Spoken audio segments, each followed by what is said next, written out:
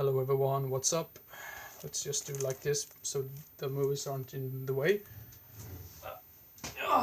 That was a weird introduction, but yeah, I hope everyone is doing well, and yeah, this is going to be the continuation of the top 5 of the month.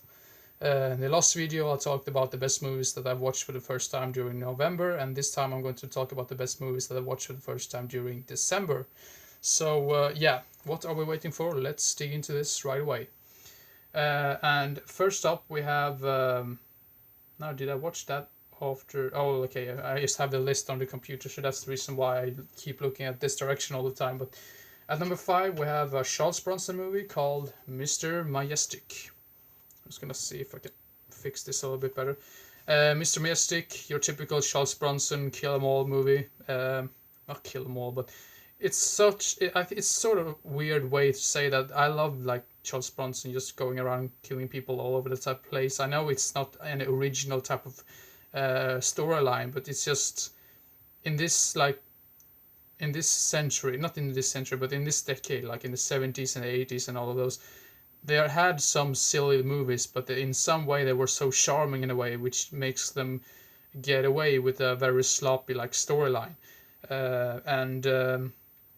Yeah, I really enjoyed his character in this one as well. So yeah, Mr. Majestic at number 5. Now let's see here, and at number 4 we have a movie which I do not have on DVD, and apparently the DVD goes for ridiculous money anytime you like find it. It's a movie I've been wanting to see for quite some time, and if I'm lucky enough to find a copy somewhere, I just need to pick it up, like if it's cheap anywhere. But the movie is called Rush Week from 1989, I believe. No, 1988. I mean, it depends. I mean, sometimes it's 88 or 89, but a slasher film which I thought was really good. I mean, it had some slow and dull parts in it, but the ending sort of made up for it, in my opinion. And you had some theories of who the killer might be, and I really love that when you can't like see who the killer is right away, that you have your theories. And I was a little bit shocked about who the killer was, but I thought it was clever as well. So yeah, Rush Week at number 4. If you're a big fan of slashers like me, check it out. I checked it out. I checked it out on YouTube because that was the only way I could like watch it, because I'm not paying like 50 or 60 bucks to see that movie, to be honest. But yeah, Rush Week at number 4.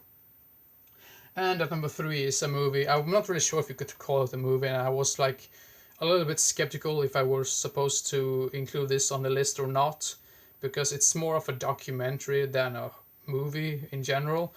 But yeah, The Killing of America, which is basically like a Mondo film about the killing in America and gun violence and all of those things. Because I mean, this came out in the early 80s, and there was a whole lot of like gun violence and violence in general in America at the time, or at least according to this DVD, because it basically covers the they talk about John Lennon, his death, and the murder attempt at Ronald Reagan, and a kidnapping case, and snipers, and yeah, I think even John F. Kennedy as well. So, but yeah, this one is really interesting, and I mean, it's not for the weak of heart. I mean, I've seen worse things, but if you're like an ordinary viewer that basically watch mainstream movies all the time, this is probably going to be like a little bit offending.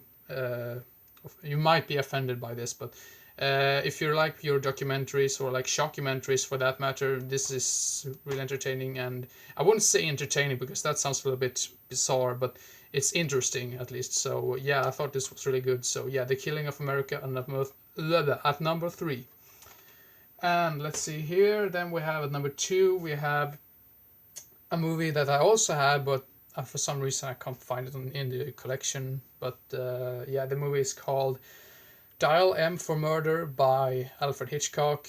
One thing that I just loved about this film is the acting and the storyline, and it was, yeah, almost a 10 out of 10. I don't really understand why I didn't give it a 10 out of 10, to be honest, but yeah, I thought it was clever, and the acting is superb in this.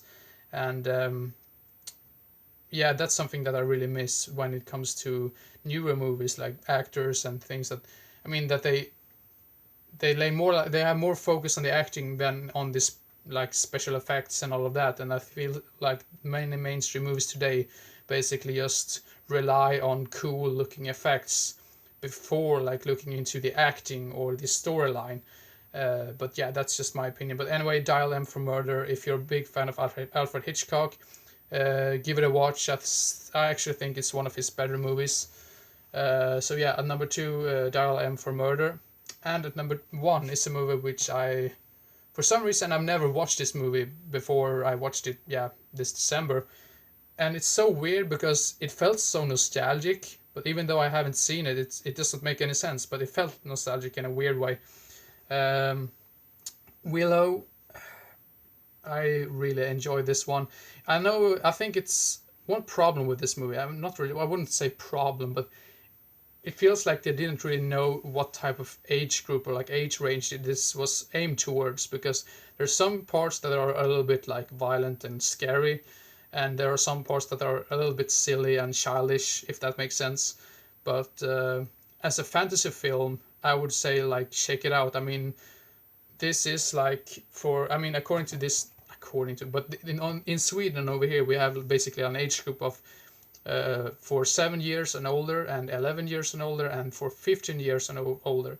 And on the back of this DVD it says for 15 years and older. I would say this is probably more aimed towards 11-year-olds and up, because of some of the childish parts in it. But really enjoyed the characters, and I was just blown away by the acting by Warwick Davis, because apparently, if I got this correct, Warwick Davis was only 18 years old when he made this movie.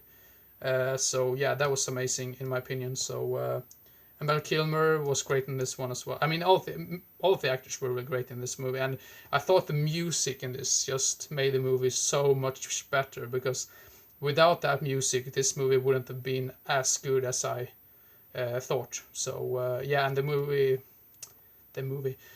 guy who made the music is of course James Horner, I believe. So yeah, you know what type of music you get from this. So yeah, Willow at number 1.